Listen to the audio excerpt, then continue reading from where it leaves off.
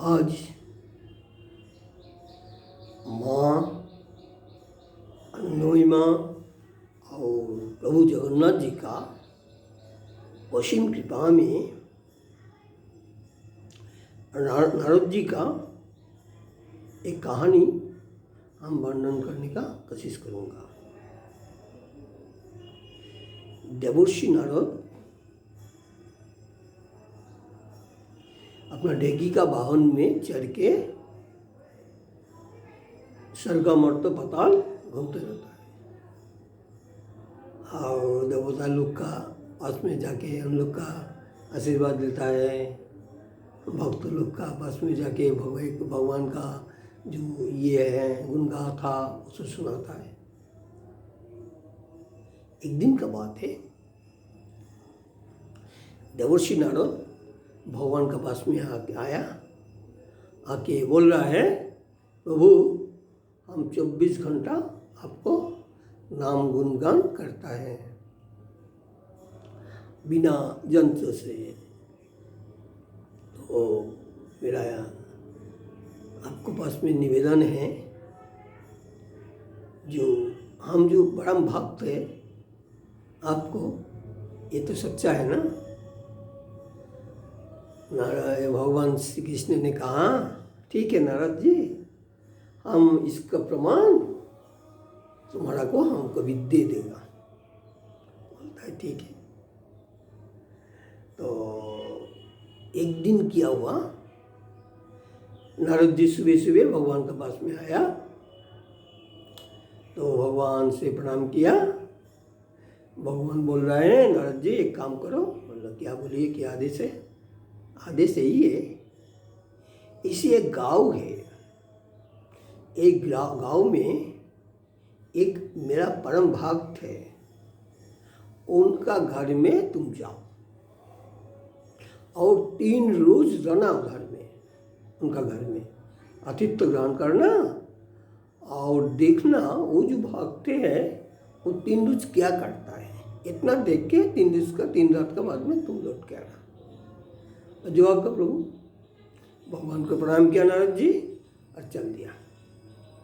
चलते चलते भगवान का निर्देश अनुसार में वो गांव में पहुंच गया। शाम हो गया था। तो वो जो भक्त था वो अपना खेती बाड़ी था, वो खेती बाड़ी में वो खेती का काम करता था। उनका पुत्र परिवार सब था। तो नारद जी जो पहुंच गया, अभी भी आप लोग बिहार में जाइए तो अतिथि जाने से कितना समादर करता है वो आप लोग नहीं देखने से मालूम नहीं होगा। वो अतिथि जाने से उन लोग सोचता है जो साक्षात भगवान आया। शायद यदि अपना घर में थोड़ा खाना भी है वो दे देगा अतिथि को, खुद अपना पानी पी के रहेगा, बाकी अतिथि को बड़ा सम्मान करता है। ये तो मेरा जीवन में हम देखा है, अनुभव करने का मेरा सौभाग्य प्राप्त हुआ। तो क्या हुआ, नारद जी बोला है हम 3 रात रुकेगा। बोला हाँ, मेरा हम लोग का तो परम सौभाग्य है। अब नारद जी तो नारद का वेश में नहीं गया था, उनको ही ब्राह्मण का वेश में गया था। बोला हम लोग का अहो भाग है, एक ब्राह्मण देवता हम लोग का घर में आया, आप 3 रोज क्या और ज़्यादा दिन रहिए, आपको चरण सेवा करेगा। नारद जी बोले 3 रातें रुकना है मेरा। बोले ठीक है। कुटीरा दे दिया, कुटीरा में सब बंदोबस्त कर दिया। नारद जी का चरण धुलाई किया, चरणामृत तो उन लोग का परिवार सब पान किया। तो नारद जी का शुभ अपना जो उनका भोग का आयोजन कर दिया। नारद जी भी ये करके भोग ग्रहण करके वो देख रहा है जो कृष्ण जो है ना, वो भगवान का ये एक आसन में बैठ के थोड़ा समय 3 बार भगवान का नाम स्मरण करके तो उन्हें प्रसाद ग्रहण किया करके उन्हें सो गया। नारद जी सब देख रहा है। नारद जी देख रहा है, सुबह में खूब सुबह में उन्हें उठा है, उनका पत्नी उठा है, उठ के घर बाड़ी सब परिष्कार परिच्छन्न करके नहा धोया। नारद जी को आके प्रणाम किया करके नारद जी का ये करके उनसे बोला है, प्रभु कृपा करिए, हम थोड़ा ये खेती में जाना है, अपने स्त्री को बताया है जी प्रभु का सेवा में त्रुटि ना हो, उनको अच्छा से सेवा करना, ये बोल के उन्हें चला गया। क्यों जाने का आगे नारद जी देखा है, उन्हें स्नान धान करके थोड़ा समय बैठ के 3 बार भगवान का नाम शरण मनन किया करके तब गया। तो नारद जी सब देखा है, ऐसे करके 3 रात व्यतीत हुआ। 3 रात नारद जी ऐसे देख रहा है कि उन्हें नाम ध्यान करता है और गौ सेवा करता है, अपना पुत्र परिवार वो सबको देख सुन करता है। ऐसे करते करते 3 रात का बाद में जब सुबह में 3 रात को सुबह हुआ तो नारद जी बोला है अब हम प्रस्थान करेगा। तो सब मिलके उनका चरण में दंडवत किया और नारद जी को कुछ फल दे दिया, जो अब तो रास्ता में कुछ सेवा का लिए दे दिया और बोला है कि ये करके अपना कान पकड़ के ऐसे बोला है प्रभु कुछ भूल त्रुटि हो गया तो क्षमा कर दीजिएगा। नारद बोले नहीं कुछ भूल त्रुटि नहीं है। तो उनका जो सेवा परायण बड़ा हम बड़ा खुशी हुआ। तो ये है जो सेवा और कर्म, सेवा है तो थोड़ा इसमें त्रुटि नहीं होगा, और कर्म है ऐसे उसमें त्रुटि हो जाएगा। इसलिए सेवा का भाव में करना चाहिए, भगवान का सेवा का भाव में, कर्म का लिए नहीं है, कर्म तो त्रुटि हो जाएगा ना, इसलिए सेवा भाव सदाई रखना चाहिए। तो नारद जी उधर से प्रस्थान करके भगवान के पास में आ गया। आगे बोल रहा है प्रभु जी हम 24 घंटा आपको नाम गुणगान कर रहा है, और जो कृषक है ना वो तो 3 रात हम रखा ना, हम देखा है वो सुबह में और शाम को 3 बार आपको नाम गुणगान करता है, अपना जो घर ये करता है और अपने खेत में चला जाता है। बाकी हम 3 सारा दिन करता है और वो इससे वो बड़ा हो गया। तो भगवान बोल रहा है ठीक है, इसको प्रमाण भी तुम लोग को हम दे देगा। ऐसे कई रोज ये हो गया होने का बाद में जो एक दिन नारद जी फिर भगवान के पास में आया। तो भगवान के पास में जब आया देखता है भगवान आज खटिया में सुहा हुआ है और तो रो रहा है। तो भगवान को बताया भगवान जी अब बोलिए प्रभु जी आपको क्या हो गया। बोला है नारद जी हम और इस दुनिया में ज़्यादा दिन नहीं रहेगा।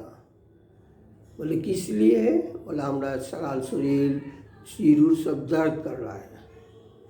तो इस दर्द चला जाने के लिए क्या तरीका है। बोले एक ही तरीका है यार, दूसरा कोई तरीका नहीं है। बोले इसी तरीका तो क्या है।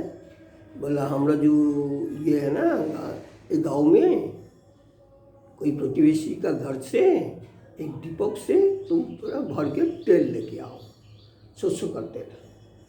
इसके बाद में बताएगा। नारद जी क्या किया, वो सरसों का तेल का एक ये भट्टी ले लिया, लेके गांव में जाके बोला है हम दीपक का लिए प्रभु का सेवा का लिए एक भर के तेल दीजिए। तो एक सज्जन बड़ा भक्त है उन्हें भर के दे दिया। तो नारद जी लेके आया, आके भगवान को बोल रहा है प्रभु ये तो तेल दिया एक भक्त, आप तो परम भक्त है वो तो दिया, और क्या करें। बोला एक काम करो नारद, हमारा जो सज्जा है ना खटिया है ना इसको चारों दिग में तुम ये तेल का ये दिया जला लो, सलिता देके दीपक जला लो, और सज्जा का 4 पास में तुम 3 बार घूमो। मगर मालूम रखना एक बूंद तेल मिट्टी में ना गिर जाए, यदि गिर जाएगा तो हमारा बचेगा नहीं, एक ख्याल रखना तुम। नारद बोले तो तथास्तु। नारद क्या किया, तेल का जो दीपक है वो ये से जला लिया, जला के वो सज्जा भगवान को प्रणाम किया करके सज्जा का चारों दिग में 3 बार प्रदक्षिण किया। बाकी उनका नज़र था दीपक का तेल का ऊपर में, एक बूंद तेल मिट्टी में ना गिर जाए। तो जो ऐसे करके 3 बार घूम के आया, आगे भगवान जी को बोल रहा है प्रभु हम 3 बार घूम लिया। तो बोला है जो 3 बार जो घूम लिया एक बूंद पानी तो ये तेल तो नहीं गिरा है। बोला नहीं, एक बूंद तेल नहीं गिरा। तो अब कैसे मालूम हुआ? तो हम तो सदा तेल का उधर में ख्याल रखा है ना, जो एक बूंद गिर जाए तो आपको तो अब तो बचेगा नहीं, अब तो बता दिया रहा, इसलिए ध्यान मेरा तेल का ये भक्ति का तेल का इधर में था। अच्छा नारद, तुम अभी बताओ मुझको, जो घूमने जो प्रदक्षिण किया 3 बार, तो 3 बार प्रदक्षिण में तुम कई बार मेरा शरण किया? तो नारद जी बोला है प्रभु, हम तो एक बार भी शरण करने नहीं सीखा है। बोला किस लिए? इसीलिए जो मेरा नज़र तो तेल में था ना, और उधर से हम आँख हटा दे और एक बूंद गिर जाए तो अब तो आप बचेगा नहीं। तो अब आप मेरे को बता दिया था, इसलिए ध्यान मेरा तेल में था, नाम में नहीं था। तो भगवान बोल रहा है अब तुम्हें सोचो, तुम 3 बार प्रदक्षिण करने का टाइम में मेरा नाम एक बार भी तुम शरण करने नहीं सीखा है ना? बोला हाँ। तो वो जो कृषक है वो तुम लोग को भी सेवा किया? बोला हाँ। उनका पुत्र परिवार और अपना पत्नी और घर गंवारी का को सेवा करता है, गौ सेवा सब? बोला हाँ। इसके बाद में वो खेती में जाके खेत का काम भी करता है? बोलता है। आके फिर हमारा नाम गुणगान करता है, सुबह में जाने का टाइम में फिर हमारा नाम गुणगान करता है, और तुम लोग को भी सेवा करके अपना पत्नी को आदेश देके जाता है जो उनका सेवा में कोई त्रुटि ना हो जाए। और तुम सोचो, तुम सारा दिन कोई बेकार है कि तुम हम मेरा गुणगान कर रहा है, और वो संसार में आबद्ध होके भी मेरा गुणगान कर रहा है।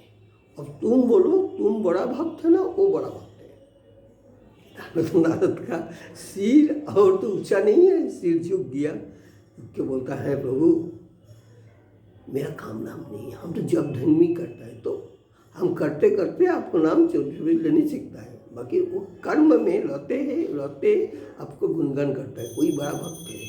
इसलिए बोलता है तेगी साधु और गृह साधु, हम लोग तेगी साधु है, हम लोग का ये है जो हम लोग का भजन कीर्तन में सदा लगा रहना हम लोग का उचित है। और जो लोग गृह साधु है वो लोग अपना पुत्र परिजन अपना किताब जला सज्ज करके साधु संत और तीर्थ भ्रमण गरीब दुखी का सेवा करके उन लोग संसार में बिता रहा है और भगवान का शरण मंडल। वो लोग ये है, वो लोग कर्मयुग में बड़ा है, और जो तेगी साधु है वो लोग आध्यात्मिक युग में बड़ा है। इसीलिए कर्मयुग का जो ये है गृह है, उन लोग को बोला जाता है, उन लोग कर्म में रहते भगवान को सेवा कर रहा है, इसीलिए तुम उससे वही तो बड़ा है ना। बोलता है प्रभु ये तो सच्चा बात है। तो भगवान का सामने में नारद जी क्षमा प्रार्थना किया, बोला प्रभु इसको क्षमा कर दीजिए, आपको जो लीला मेरा देखने का सौभाग्य हो गया।